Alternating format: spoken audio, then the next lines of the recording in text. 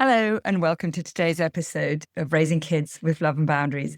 I'm going to talk to you today about something that can feel quite uncomfortable, but it really is important.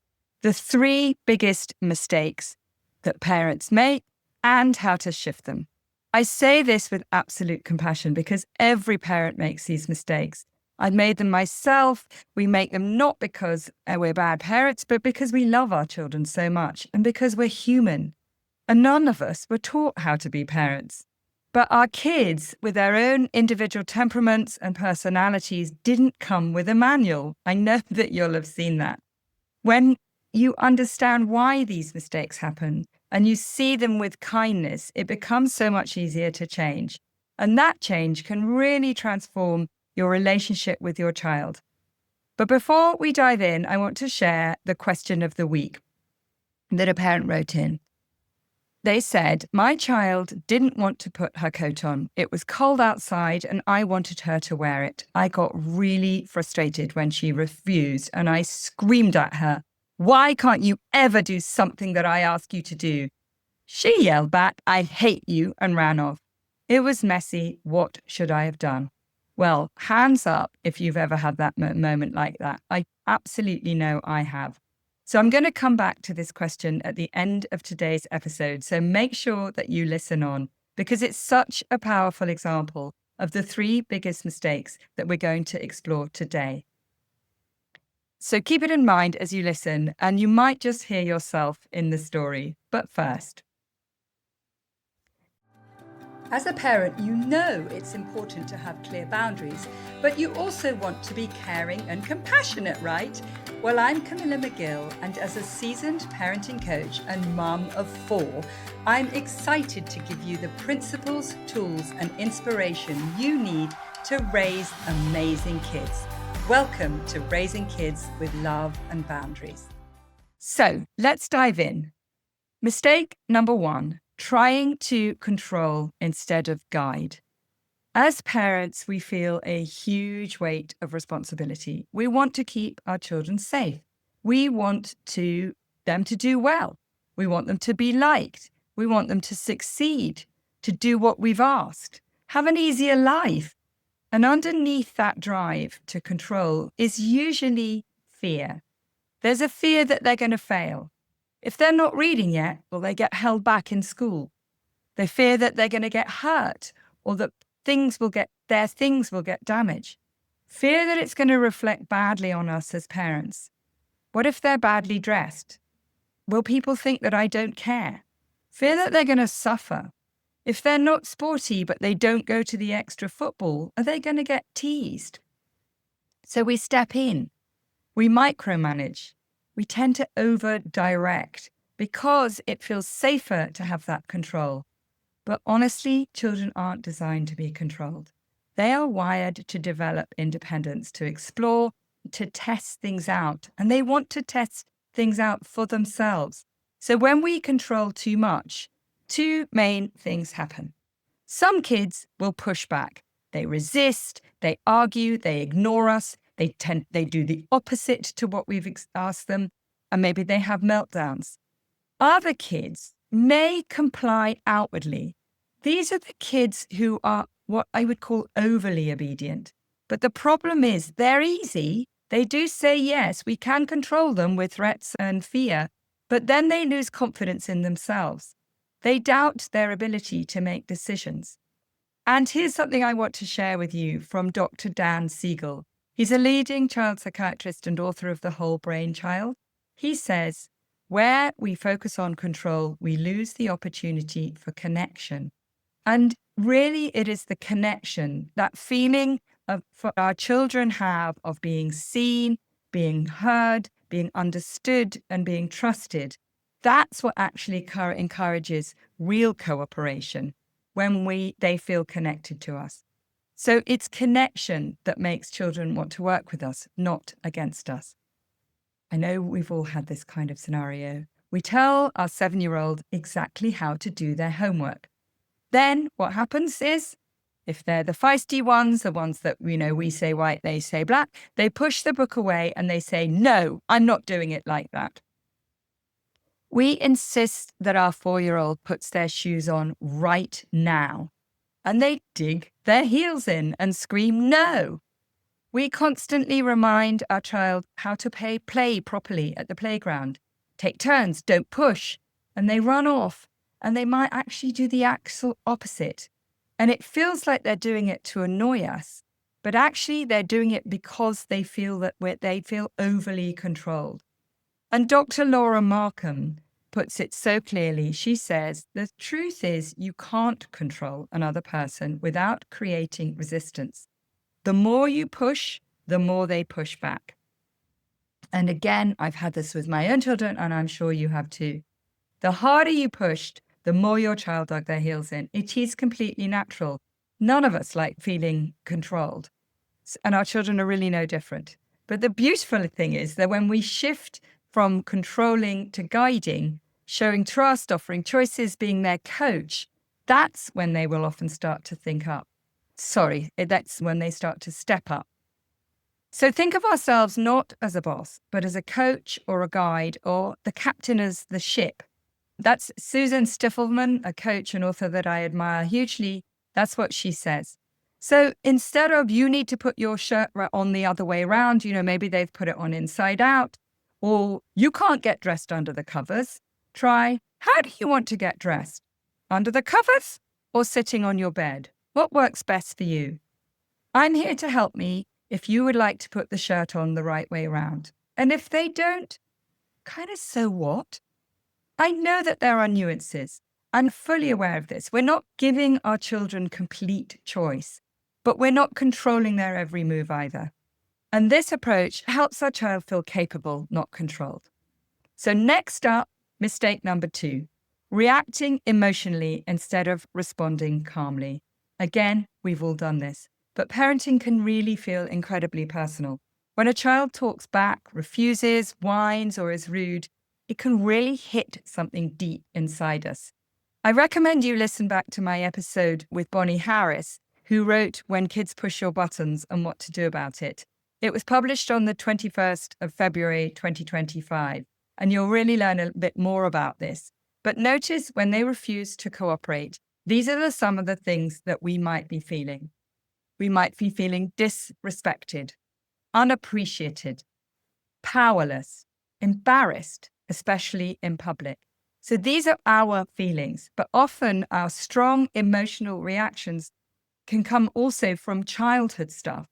Maybe when you were a child, back chat just simply wasn't tolerated. So now when your child challenges you, it feels like a threat to your authority. Sometimes without even realizing it, we can link our child's behavior to our sense of how loved or valued we feel as a parent. Now, if you grew up feeling the most accepted when you were good, it can almost feel as if you're failing or as if your child is pushing you away when they misbehave. Of course, that's not what's really happening. They're just a young child struggling with big feelings and a need to have some kind of control. But unless we're aware of it, these old emotional patterns can make us react much more strongly than the situation really calls for. So when we react with yelling, snapping, threatening, we will often escalate the emotional temperature. Our child will feel unsafe, misunderstood, angry, and actually the behavior usually gets worse. So our 5-year-old whines, "You're so mean," and we snap back, "Don't you dare speak to me like that." Our 7-year-old refuses to clear their plate, and we say sharply, "Fine, well then you won't get any pudding." Your 3-year-old throws their puzzle across the room, and we immediately yell, "That's it, time out," or worse, the naughty step.